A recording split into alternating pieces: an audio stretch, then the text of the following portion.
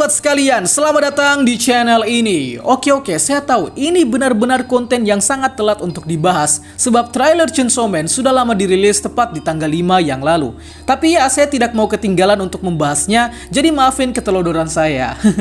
Oke, jadi di tanggal 5 yang lalu kita sudah diperlihatkan oleh Studio Mappa trailer kedua Chainsaw Man, dan kita mendapati banyak hal yang terjadi pada trailer kedua Chainsaw Man ini. Mulai dari awal Denji menjadi Chainsaw Man, kemudian tujuan Makima yang di trailer ini mulai ditis, dan lain sebagainya akan kita ulas di konten breakdown trailer kali ini.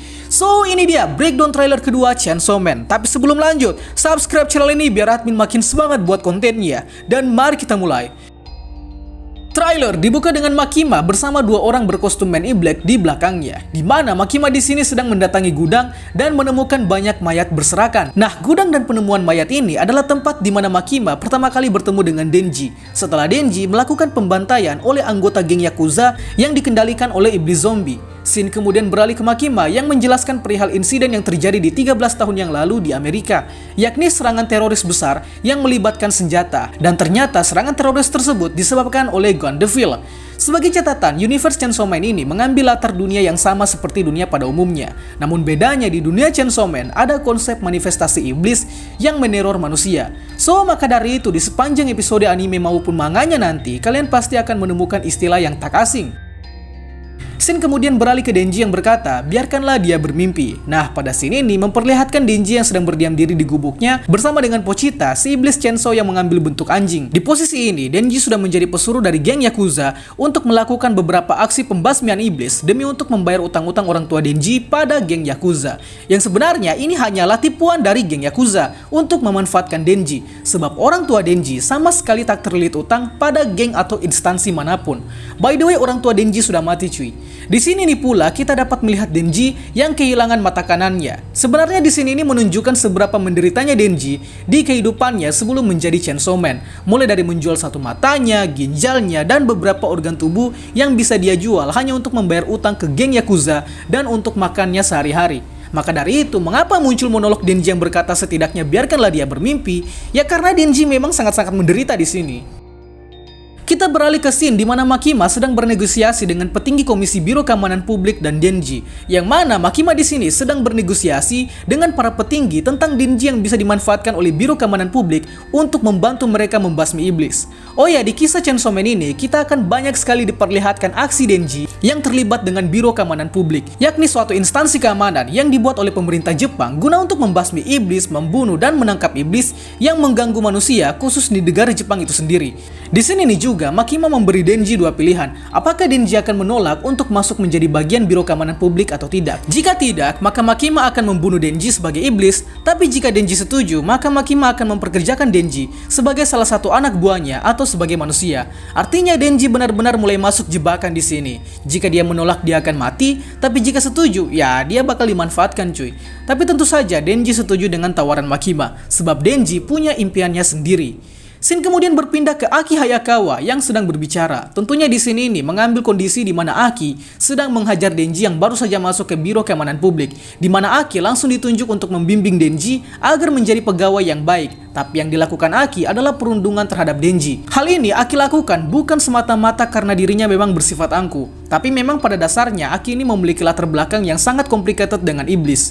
Scene bergeser memperlihatkan satu karakter baru lagi, yakni Power, karakter cewek yang adalah seorang iblis darah. Sifat si Power ini juga langsung ditunjukkan, di mana Power memaksa manusia untuk tunduk di hadapannya. Sifat Power memang seperti ini, dan kalian akan menemukan sifat-sifat megalomaniak dari Power sering episode Chainsaw Man berjalan. Tapi kemudian kita diberi scene yang menjelaskan sedikit latar belakang Power, di mana di sini nih memperlihatkan Power yang telanjang sedang berlari di sepanjang jalan. Di sini nih juga Power menjelaskan bahwa dia membenci manusia dan juga iblis. Sebab karena manusialah dia menjadi anggota Biro Keamanan Publik, dan karena iblis jugalah yang sudah membuat kucing kesayangan Power menghilang. Anyway, kasus hilangnya kucing Power ini bakal diangkat menjadi satu arc penuh di animenya nanti. Kita bergeser ke scene yang menunjukkan Denji versi bocil sedang meratapi makam dan berlarian di malam hari. Scene ini menunjukkan kondisi di mana Denji baru memulai kehidupannya sebagai pesuruh dari geng Yakuza dan belum bertemu dengan Pochita. Kita melompat ke beberapa scene setelahnya. Di sini ini Denji mulai dikeroyok oleh geng Yakuza sampai Denji merintih kesakitan, ditandai dengan tangan Denji yang ditusuk pakai golok. Di scene ini, Denji sudah masuk ke perangkap iblis zombie, di mana akhirnya Denji dan Pochita akan dimutilasi, digorok, dan ya pokoknya disiksa sampai mati cuy. Nah setelah itu Denji diperlihatkan berubah ke wujud hybrid iblisnya, dan ya inilah wujud Chainsaw Man. Wujud ini adalah manifestasi dari iblis Chainsaw setelah Denji dan Pochita membuat kesepakatan, di mana Pochita memberi kesepakatan untuk menghidupkan Denji kembali, namun dengan syarat Pochita menjadi jantung bagi Denji. Dan ya, hasil dari kesepakatan tersebut adalah dengan menyatunya Denji dan Pochita sehingga menciptakan wujud lain, yakni Chainsaw Man. Di sini ini juga diperlihatkan cara berubah atau henshin dari wujud manusia ke wujud hibrida, di mana Denji hanya perlu menarik tali di dadanya dan seketika muncul gergaji mesin atau chainsaw di kepala dan kedua tangannya. Nah nanti sepanjang perjalanan Denji, kekuatan Chainsaw Man ini akan terus berkembang hingga membuat Denji sangat-sangat ditakuti.